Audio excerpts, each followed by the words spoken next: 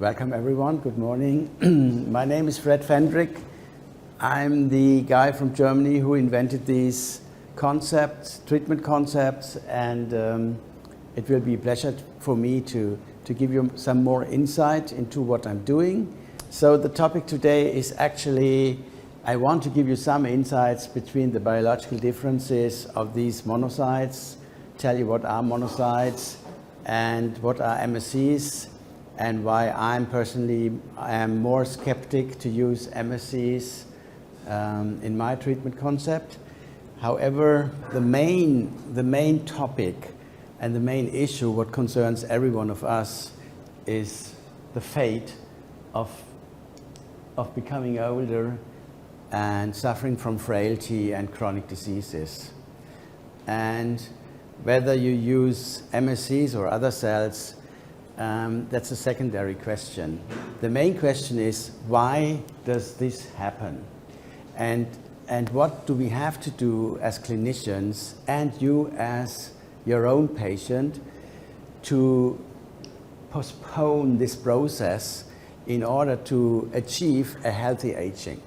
That's the best, that's the optimal. So let me get started and give you some insight on what we do nowadays to reverse your biological age.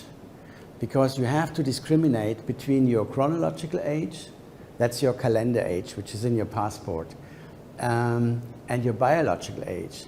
We have now diagnostic tools in Europe which are so accurate to determine your biological age that even our government will use those to determine the age of refugees coming into Europe, which has a legal consequence because we need to know whether they are 18 or younger or older. So we can measure your biological age, and that's what I'm actually doing by saliva or a little bit of blood. And then we send it into an institute to US, or in Germany we have another one. And so we will know how old you are biologically. And why is that important? For two reasons. First reason, if you are older, 2 years older than your chronological age, then that has been shown statistically you have a significant increase to suffer from chronic diseases in the near future. So it is very important to bring back your biological age and possibly make you younger or the same age as chronologically. And secondarily, this is important because we know that age itself is the highest risk factor to run into chronic disease. After the age of 50, the incidence of chronic diseases goes up exponentially. So to stay as young as you can for the longest time possible biologically will prevent the development of chronic diseases. And that's why the biological age is becoming more and more into focus to be controlled and potentially be reversed. And that's what I'm going to show you, how we do that. There are a couple of things, I don't make it too complicated, which you can do yourself in order to maintain a healthy homeostatic physiologic metabolism inside. And that's very easy to do, actually, very easy. First is diet. There's a lot of data showing that your diet also determines to which extent your body inflames. And high sugar diet, high fatty acid diet will cause more inflammation. And the more inflammation your body accumulates inside, the less your stem cells are working properly. It's very simple. And inflammation, what means inflammation? Inflammation is a process of activating cells in a way that they release compounds which make your tissue and your organs acid. And we can measure acidity, you know that, by measuring the pH. And the normal pH in your tissue is between 7.2 and 7.4. And if your pH drops below 7.0, because you accumulate more and more these inflammatory compounds, then your stem cells they won't work anymore. They are paralyzed. They don't produce growth factors, cytokines, which repair your tissue. So the more you get acid, the less your stem cells repair, and the faster you age. It's very simple. So it's a very basic concept, aside from any cellular therapy you might think of, to first condition your environment in your tissues, in your organs, to become normal, neutralized with a normal pH.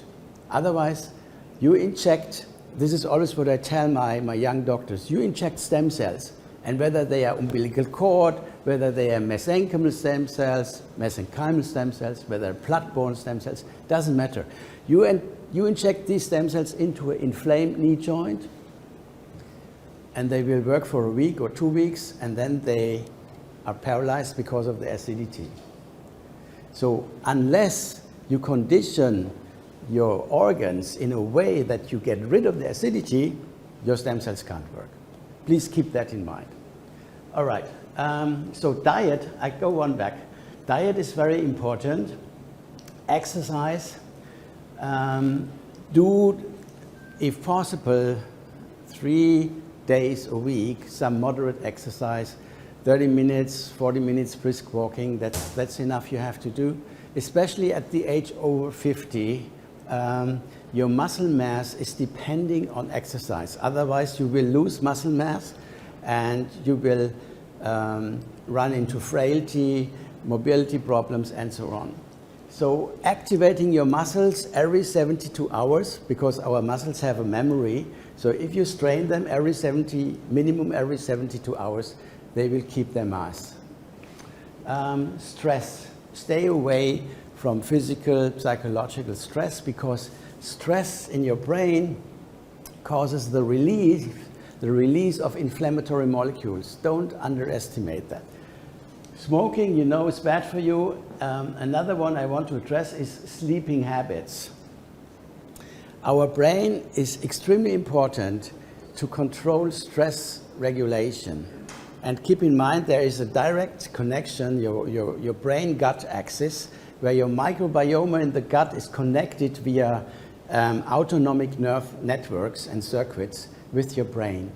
And vice versa, your brain tells your gut whether it will be inflamed or not. And the brain can change your microbiome, and the microbiome in your gut can change which neurotransmitters are released in the brain, and so it's a bidirectional interaction. And if you don't sleep properly, and what does that mean? My advice is go to bed before 11 o'clock. I know that a lot of you people don't do that. Turn off the light and sleep for 7 hours. If you do not sleep minimum 7 hours, your brain has not the necessary deep sleeping phases and REM phases, and cannot allocate all the information you gather during a day to be placed properly, and that causes inflammation because it causes stress to your brain. So you will see a difference if you start doing that, and you will have your rhythm of 7 hours proper sleep. That makes a big difference to your biological age. Physical environment, stay away from too much haze and heavy metals in the air, pollution. Stay away from food which is contaminated with hormones, pesticides, and so on.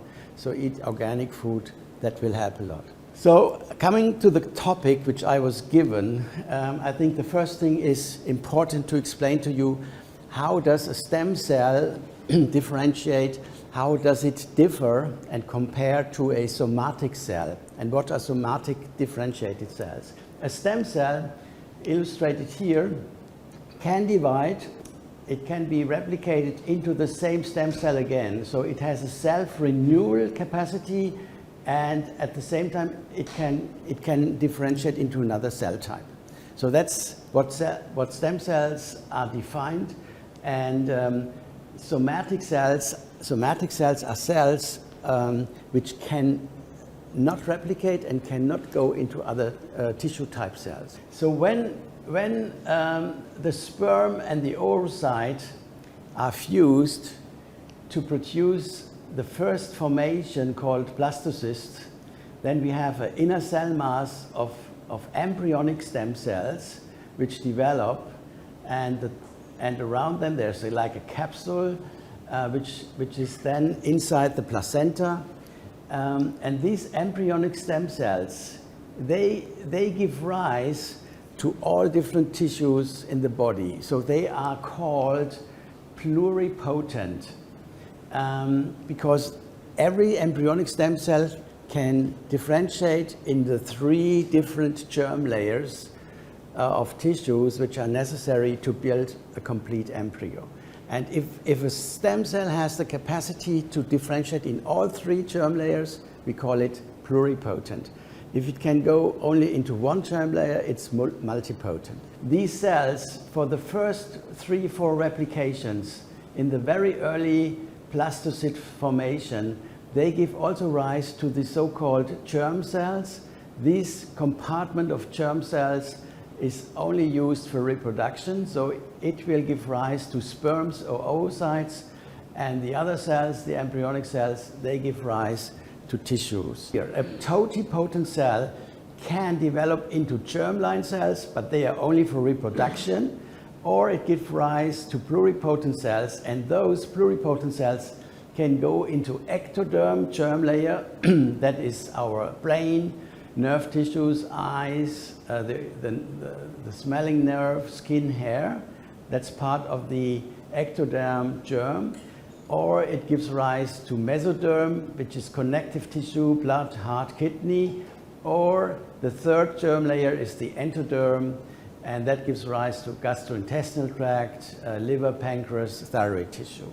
And if a cell can give rise to any of these, then it's called pluripotent. If a cell can only be differentiated into one of those cell types within the ectoderm, then it's multipotent. And remember, we have more than 250 different tissue cell types. So it's quite a delicate balance of these pluripotent cells to get the information on how to differentiate in which cell type at which time while an embryo is formed. And apart from these stem cells, we have also cells in the adult organs. Like you can take fat tissue, you know that, and you can extract stem cells from the fat tissue. And those cells are adult stem cells because you extract them not from an embryo, but from a completed organ. You can extract these stem cells from the liver, from the skin, from the brain. So every organ, this is important to remember, every organ has its own specific stem cells, and those stem cells are called adult stem cells.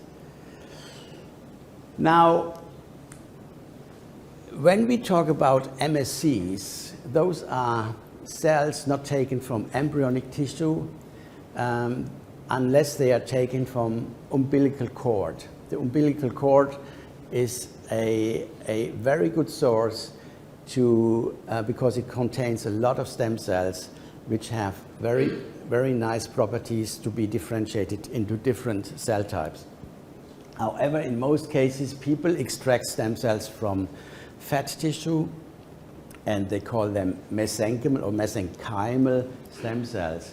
The advantage is those cells which are extracted from your fat tissue, they are your own cells. So we call that autologous, so they are not rejected if you give them back.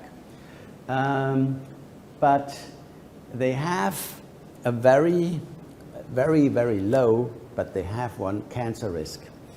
Because the problem is, if you extract these cells from the fat tissue, in order to have a very good cellular product, you need a minimum of 10, 20 million cells. And you have to replicate these stem cells outside the body to have enough cells for a beneficial effect in the body. And this replication step is critical because up to a certain point, if you replicate them more than 5, 6 times, they can immortalize and then they can cause tumors. So that's something you have to keep in mind. And that's the disadvantage of these adult stem cells, because they have to be propagated outside the body. They are difficult to expand, and then there is a certain risk. So whatever we do in medicine, in clinical medicine, we have to take into consideration that cells have a certain potential to develop into tumors, stem cells.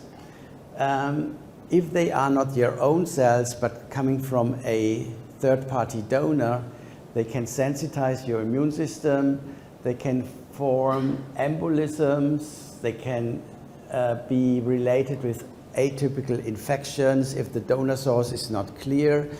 Let's say the donor has a hepatitis, you don't know it, you get his stem cells, then the hepatitis virus can be transmitted. And they can cause, but this is very rare, I would not really put too much emphasis on that, they can cause anaphylactic allergic reactions. This table gives you an overview where I have compared the properties of embryonic stem cells, which are pluripotent. I explained to you they can go in all different germ layers. However, the biomass is very poor, so you have, if you want to use embryonic stem cells, you have to extract them and you have to replicate them outside the body numerous times in order to have enough cell mass to be used for clinical purposes. And with each replication in an artificial environment outside the body, your tumor risk is increased. And normally embryonic stem cells are not your own. They're not coming from yourself, but from a different person. So they are what we call allogenic, and they have a certain risk to be rejected. So we have seen in a lot of preclinical trials that embryonic stem cells can raise cancer cells and induce cancers once they are given to a third party, which is genetically different from the embryo. So there are strong ethical concerns, and you know, when the science on embryonic cells started in the year 2000, when they were detected, since then a lot of money has been put into the development of embryonic stem cell products, but so far we have not one which is registered for clinical purposes, which shows to you after 23 years there must be something very critical about them. Now, hematopoietic stem cells are cells which we derive from the bone marrow, and that's a very simple concept. They are very well characterized. And since we use the bone marrow, we have numerous of cells. We don't need to expand these hematopoietic stem cells from the bone marrow outside the body, so we don't have a risk to induce cancer cells in this product. So they have been used for bone marrow transplantation for various cancer diseases in a lot of indications, very efficiently and very safe. However, hematopoietic stem cells can be used to treat certain blood-borne cancers, but they are very hard to differentiate into other cells, so they cannot be used for, let's say, brain disease or skin disease or other indications. And that's why people have focused on the mesenchymal stem cells. They are multipotent. They can give rise to cartilage, tendons, ligament tissues, connective tissue, everything associated with joints and bone. They are quite good. However, the extraction of these cells from the fat or from the bone marrow or from the liver gives poor biomass, so you have to replicate them. That's the problem. And if you replicate them too often, then they also have a tumorigenicity, and that's why I'm careful about it. The best source of stem cells, in my opinion, is umbilical cord stem cells. If you have a baby born and you have the chance to cryostore the umbilical cord stem cells, then do that, because they are safe and they can be used in various ways, maybe later on if you need them. So their biomass is high. They can be from yourself. Let's say you give birth to a baby and you store the umbilical cord cells from the baby, and the baby would have a problem later on, then you would have the baby's own cells to be used for clinical purposes. But if you as a mother from the baby would use them, you could also use those. The cells I'm looking at, and I will give you some arguments why I'm doing that, we call them omnipotent monocytes, because these cells are not primarily stem cells. They are considered a white blood cell, which is part of the white blood cell compartment. It's actually an immune cell. But we have, and that was one of my inventions, we have figured out a way to program these monocytes that they gain stem cell character. So they can retro-differentiate, they can differentiate backward to gain stem cell plasticity. And in that sense, you have a somatic cell which is not replicating, meaning it would not induce a cancer, never, because it doesn't replicate. But by programming these cells over 3-4 days, you can epigenetically change their behavior, so they become like stem cells, and then can be differentiated into other cell types as well. I will show you how we do that. And then you can also have placenta cells or fresh cells. A lot of people, when I arrived here in 2015, were talking about fresh cells from sheep and other animals. They have been used quite often and quite in a broad context of a lot of indications. If they are injected properly intramuscularly, it's no problem. If the injection would hit a little vessel and these sheep or pork stem cells are injected into a human vessel, then they will cause very, very severe anaphylactic allergic reactions. And it happened this is a few years ago in Switzerland and in Germany, that people died from the intravascular injection because it was not done properly from fresh cells from sheep, and the patients died within a few minutes. And that's why in Europe, fresh cells from animal sources are forbidden. They're completely forbidden. There are some doctors who still offer it to patients because basically the effect of these fresh cells in a patient are quite beneficial. I have to commit that. But there is this risk that they can cause sudden death when they're injected wrongly. And that's why our government, European government, has completely banned these cellular products. So that's an overview of the different cell types which you can use, but there is more to it, which I want to show you. So when people talk and come and say, well, doctor, I received mesenchymal stem cells produced from the fat, then you must be very careful. And that's why I brought up this presentation here, because there are not very much stem cells in your fat tissue. And normally what doctors do, they use microfractured adipose tissue. So they inject something, a liquid, which will dissolve fat cells, and they wait for 10-15 minutes, and then they retract that, and then they have a volume of cells which contain a few mesenchymal fat stem cells, but the majority of these cells are fractured cells, different cells than stem cells. But they call that mesenchymal stem cells, okay? So whenever you go for a stem cell treatment, ask your doctor how many of the cells in the cell product you give to me are in fact stem cells. and how have you characterized these stem cells? And what that means, I will tell you in a second. So the number of the cells in the product, the purity, and the characterization of the cells is very critical in order to make sure that you get a safe cellular product. Then, of course, you all know platelet-rich plasma, which is not a stem cell, but it's an extract by centrifugation from the white plasma part of your blood, and that contains growth factors which can induce repair, which can stimulate stem cells once it's injected.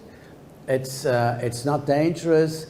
It's from your own tissue, from your own blood, so there's no risk of immune rejection. So that's something which is safe, which can be done. However, the effect is short. It doesn't last for a long time. And then there's something which is now new. Doctors also do what we call prolotherapy.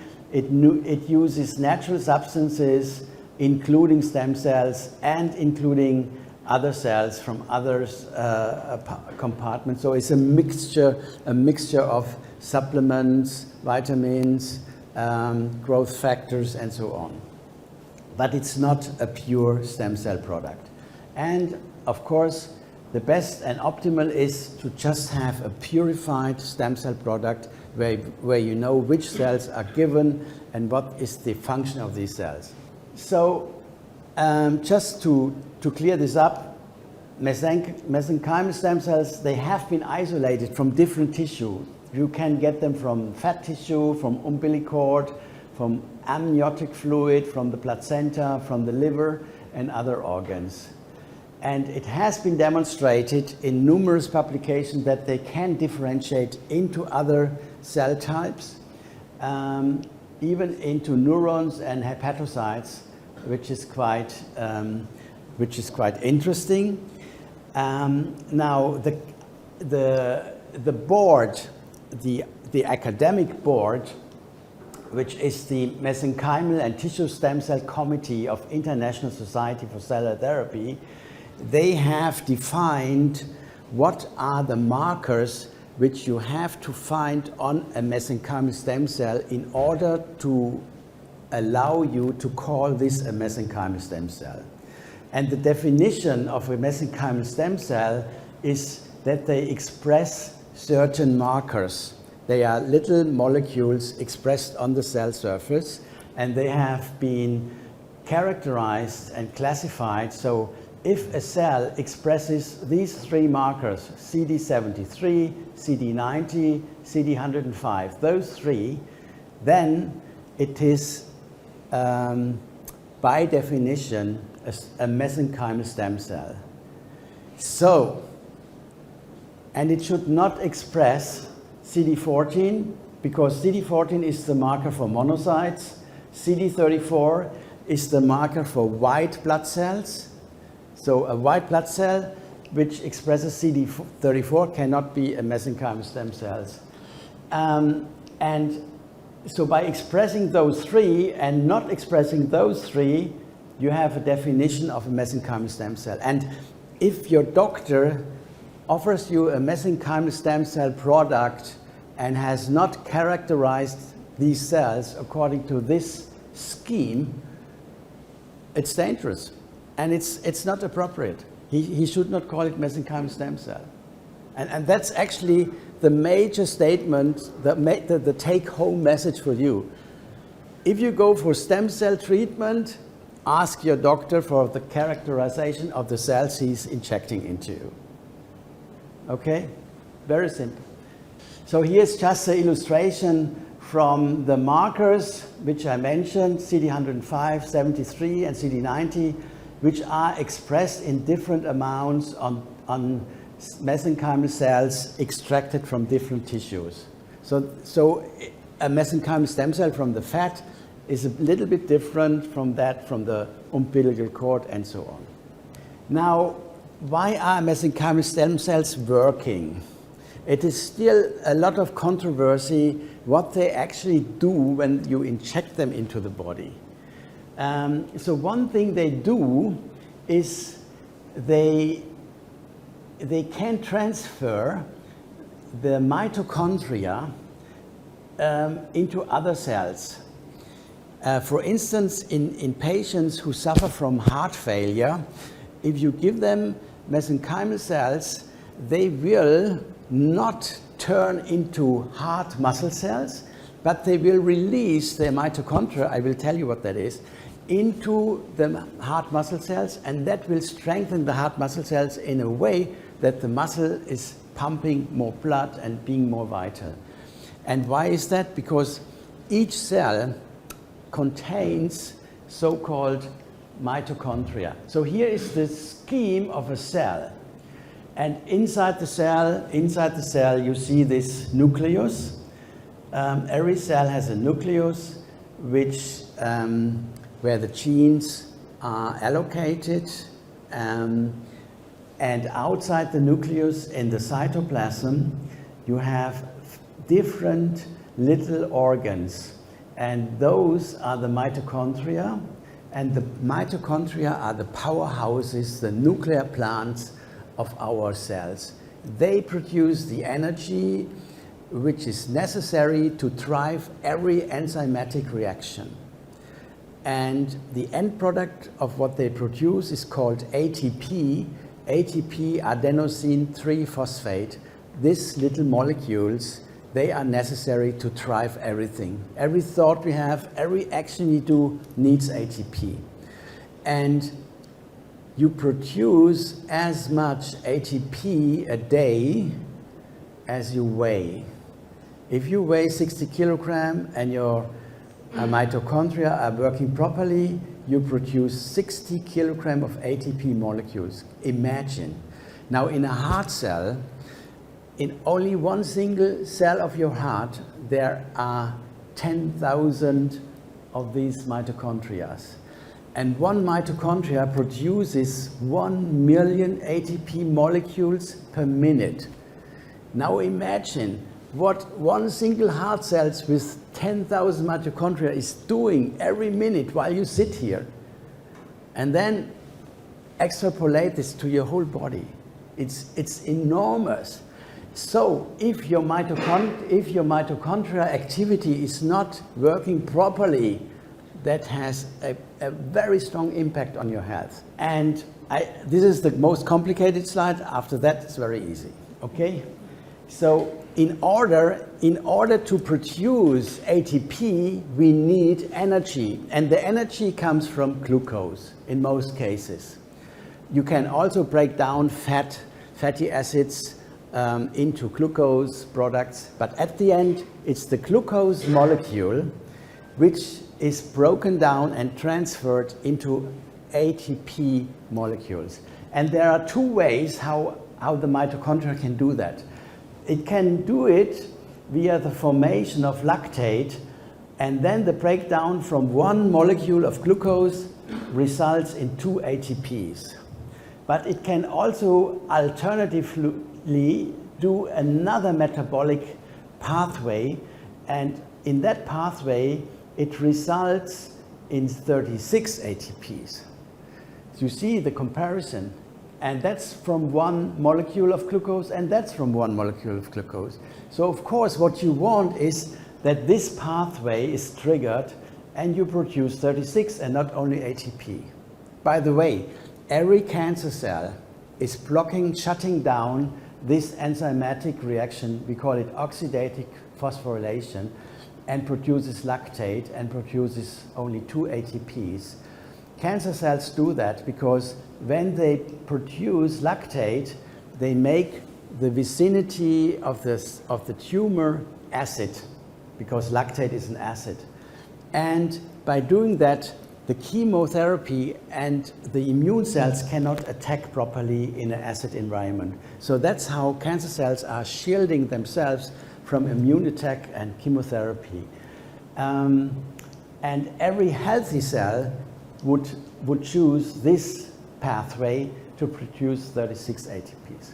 So it's very important to look at the mitochondria, that they run and operate properly. And this is also part of the treatment we do, and this has nothing to do with cellular therapy. However, coming back to the stem cells, mesenchymal stem cells, this has been shown, can release hundreds, thousands of mitochondria into damaged cells, and they pick them up, and then they have a proper metabolism again and can make energy. The other thing which mesenchymal stem cells release are so-called exosomes. Exosomes are formed from the cell membrane, and they form very small, like vesicles, bubbles, and inside these very small bubbles they have a diameter of 50 to 100 nanometers. So really they are 10 times thinner than a hair. So they're very, very small. And these exosomes are permanently released from your cells and picked up from other cells, and other cells release them and give them back. And why is that important? Because they contain mRNAs, microRNAs, nucleids, and a lot of enzymes and molecules which inform other cells to operate properly. And that's exactly, I have to take 2 minutes time to explain this to you.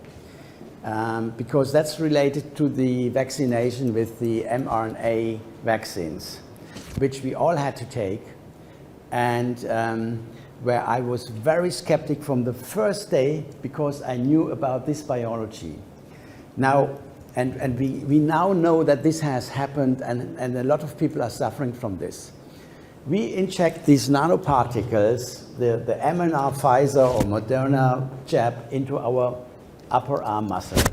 Now what happens, the muscle tissue takes it up, the cells, and immediately part of these particles are encapsulated into exosomes.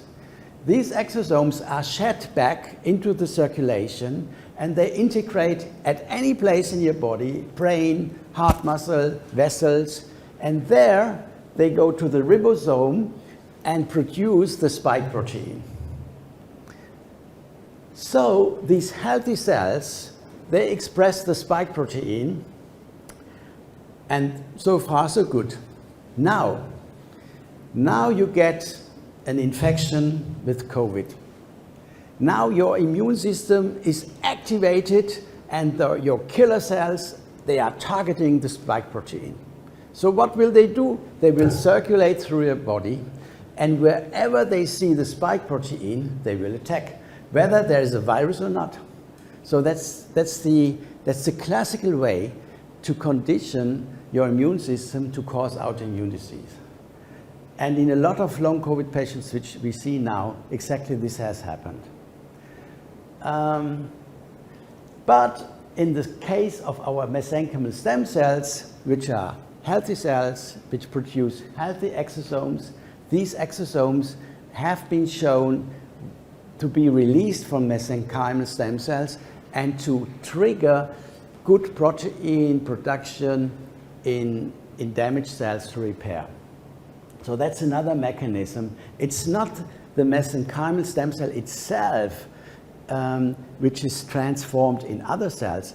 It's the release of these exosomes which triggers a fantastic biological reaction in the vicinity of the cells. That's important to understand. Now, this is just to show you from a very acknowledged journal, Cancer Research, that if you take mesenchymal stem cells outside any tissue, liver, fat, whatever, and you replicate them outside the body, after a critical number of replications, which happens between 4 and 30, we don't know exactly when it happens, these cells can immortalize. And when they immortalize, it means all of a sudden these cells start replicating crazy without limitation. So they are transformed into a cancer cell, and if you give them back to a human being and your immune system will not kill it, then you can create a cancer. And the problem is you have 10 million, 20 million, 50 million mesenchymal stem cells, and you don't see whether they contain 1 or 2 or 3 of these immortalized cells. We cannot detect them. So that's the critical part about stem cell treatment. All right? So this is latest science. So people think about how can we avoid this problem, the need to propagate these mesenchymal stem cells outside the body. So there was a Nobel Prize for a Japanese professor who produced the so-called iPSCs, inducible pluripotent stem cells. And what he actually did, he took a normal skin cell and he transfected the skin cell with 4 different embryonic transcription factors, which are informative to and important in embryonic life. And after having inserted these 4 genes into the skin cell, these skin cells reversed into a pluripotent stem cell. Now, the problem was that with having installed those 4 factors, these skin cells started to divide, to replicate, and they also formed, in certain occasions, tumors when injected into animals. So now the next step of science was to transfer, to produce these cells, but then to induce them to become mesenchymal stem cells. And these mesenchymal stem cells, they did not have these factors anymore, so they could be used for replacement. So this will be an option in the future to take iPSC cells, to turn them into mesenchymal stem cells, and then you have enough biomass to be treated and you don't have the tumor problem. But I would say this will happen within the next 3-4 years.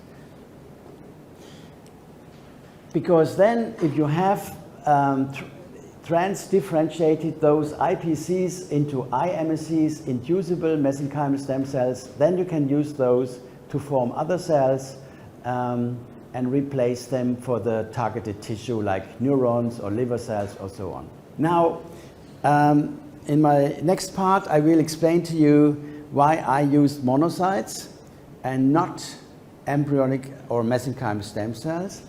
Well, monocytes have been shown in biology to be, under certain conditions, working like a stem cell. Because if you cut off parts of a salamander or a newt, like you cut off the tail of a salamander, and then these salamanders, they are able to replace the complete tail. And they don't do that with stem cells. They do that by using monocytes, white blood cells. And what happens at the wound of the cut off tail, these monocytes are triggered to turn back into stem cells, and then these stem cells replace the tail. Because if you deplete a salamander from monocytes and then cut off the tail, and he has all the stem cells in place, nothing will happen. Only if you give back these monocytes, he can replace his tail. So that showed to me how important these cells are. The second reason why I used monocytes, and this is also very important for you to understand, because monocytes can divert into 2 different immune cells called macrophages. And these macrophages are very important, for instance, in any situation where you have a bacterial infection. Your monocytes turn into inflammatory macrophages, and these monocytes clear the bacteria, they clear the virus from your body. These are called M1. Here you see M1 inflammatory macrophages. And in a lot of chronic diseases, in actually every chronic disease like Alzheimer, Parkinson, rheumatoid arthritis, you have an abundance of M1s. So you have some sort of injury, the macrophage come, they inflame your tissue, they repair it, but then they don't disappear, they stay. And the inflammation goes on, and that causes the chronic disease. So our immune system has given us another macrophage, the anti-inflammatory M2 macrophage, and those balance the overshooting immune reaction of your M1 macrophages. And to keep this equilibrium, this balance, is important to reverse chronic disease. And by producing these anti-inflammatory M2 macrophages, we can inject them back and bring down the inflammation in chronic diseases like neurodegenerative disease, rheumatoid arthritis, psoriasis, all these autoimmune diseases, to rebalance a normal immune system, and then the patient can heal. And that's why I was so interested in these M2 macrophages. I just want to show how we do that. We take blood from your peripheral blood, and then here's the monocyte extracted. Then we put them in culture. We give a growth factor and a cytokine for 3 days. Then we have a new reprogrammed monocyte, and this monocyte, after 3 days, if you add cell-specific growth factors for chondrocytes or myocytes, hepatocytes, fat cells, or insulin-producing cells, then these cells can turn into these different cell types. So basically, after these 3-4 days in culture, these cells have the same plasticity to differentiate, like a stem cell, into other cell types. But the good thing is they are not replicated, because you get enough cells from the blood, you do not replicate them outside the body, so you have no carcinogenicity, no tumor risk. And here's an example. These are, under the microscope, these monocytes, and then we add plasma from fat cells, cytoplasma, to the culture, and over 14 days, you see, you get the typical fat cell. They contain a red dye, and they produce fat tissue. And the same we could show for liver. We could produce liver tissue, and we could produce insulin-producing cells, and so on, from these monocytes. Here you see a hepatocyte from a mouse, a normal hepatocyte, and here you see the hepatocytes produced from the monocytes. And it has all the coagulation factors and other enzymes which a normal hepatocyte has. So it's amazing how these monocytes can switch if you stimulate them properly and become other cells. And here, like, the monocytes produce insulin, glucagon, all these hormones, like a beta cell in the pancreas, when you stimulate them properly. The big advantage of these omnipotent monocytes is, and we have used them now for 20 years in Germany, we have never seen any side effect. They are absolutely safe. And after 20 years and having treated more than 1,000 people, I know they are safe. So I just want to give you an example what these cells can do. We can transform them into endothelial blood cells, which endothelial cells are the inner lining of vessels. So I had a patient, this was actually the first patient, he had an amputation of his left lower limb, and he had an extensive ulceration of his right limb. So he was referred to my surgical department for amputation. But the guy, he was a teacher, he said, no, I have been amputated left, I don't want another amputation, I'd rather die than doing that. So we did a healing attempt. His body was already so inflamed, he was so septic, that we could not use his own cells. They were too inflamed. So we were allowed to use the cells from a healthy student.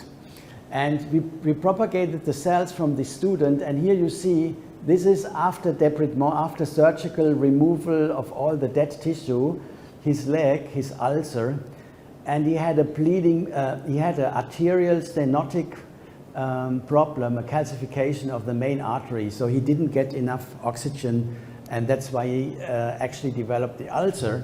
Now I injected these cells around the ulcer, and this is 2 weeks later, and you don't see much after 2 weeks, but the patient already reported that he didn't need painkillers at night anymore, because these people who have a hypoxic lack of oxygen in the periphery, they all suffer from hypoxic lack of oxygen ischemic pain. And after 2 weeks, after the injection of cells, he didn't need painkillers anymore. So there must have been happened something with his vessels. And we did an arteriogram, and our radiologist showed us all these little, you see, here's the stenotic part of the artery going down to the foot, and he created all these collaterals around this stenotic part. So he created small capillary vessels around the stenotic so oxygen could bypass and give rise to the repair. And now this was after 8 weeks. You see the upper part of the skin is now closed, 15 weeks. This was after 24 weeks. The ulcers almost completely healed. And this was after 1 year. The wound was completely closed. The patient could walk. We had avoided the amputation, and he did not have pain anymore. So he was very happy. This is a machine we use to propagate these cells. It's a closed system. It will propagate the cells in this chamber, in this culturing chamber, and at the end, at 3-4 days, you get the finalized product. There's no way to contaminate the product, so it's a very safe thing. Here's the characterization of the cells with the specific markers we check before we give them. And this is another case, a patient from Malaysia who had diabetes, and nobody could help him anymore with his toe. You see the big wound, it was with pus, highly inflamed, and they wanted to amputate his front foot. Then he came to me, this is 5 years ago. I injected these OPMs around this wound, and you see this was in April 2015, and by March 2016 it was completely healed and we avoided the amputation. And this is so significant that I now have a partner, a big Swiss pharmaceutical company, and we are launching now a big trial in Europe and in US by using these cells for arterial vascular diseases to avoid end-stage patients the amputation. So actually, this was the first part, and the main thing I wanted to tell you about the differences of monocytes and mesenchymal cell cells. And maybe next time when I come back, we do a second round, and then I tell you how to reverse the biological age by using these cells and other measures. Thank you very much. Thank you.